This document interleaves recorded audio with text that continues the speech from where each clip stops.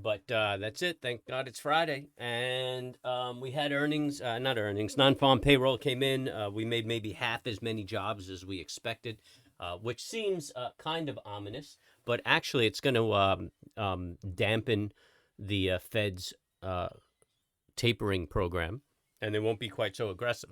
So that should be good for the market, should be good for tech. I'm just looking at the ES right now. That's what you guys see on the screen. And if you look at that 30-minute chart, once I could locate my mouse right here, you can see this is a real indecisive bar, and that's cool. Yeah, it's just a knee-jerk reaction to the report, and then we ended up right back where we started from in the consolidation. You could see the same thing in the 60-minute bar, and those guys have well, that 60-minute bar is brand new.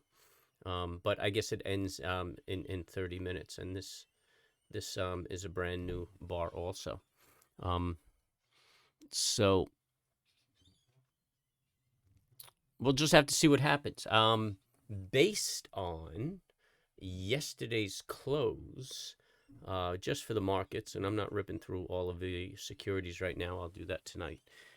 Based on yesterday's close, the pattern, especially on the 60-minute, looks to me like it's going to spike up a little bit and then close that gap. So I'm expecting us to close low today. I bet today would be a red day. Again, that's what I'm expecting. Doesn't necessarily mean it's going to happen, but we're going to keep our eyes open with that. The 10-year bank is ripping, man. The 10-year is ripping. But that's cool. Here's the daily right here.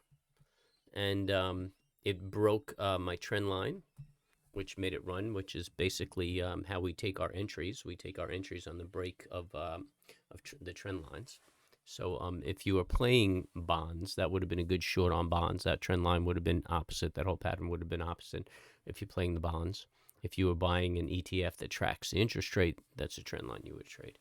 But if you look at the momentum, there's obviously a divergence and less enthusiasm in the movement of that move up. So I'm expecting it to come back down. I mean, not necessarily today, but over the long term, it's going to come down, force the markets up. Bink. And that's it. The other securities are just trading with the markets right now. So, rising tide raises all ships kind of concept. And we have to wait just for some orderly trading before we really find setups in securities.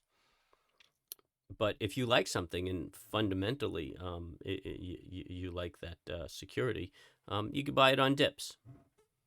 I think that'll work out well.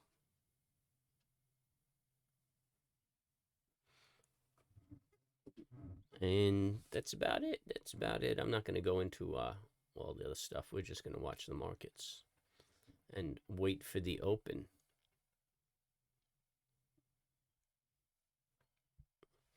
So we have about a half hour, a little less, before the market opens. So chill out, think about your next move, and I'll catch up with you.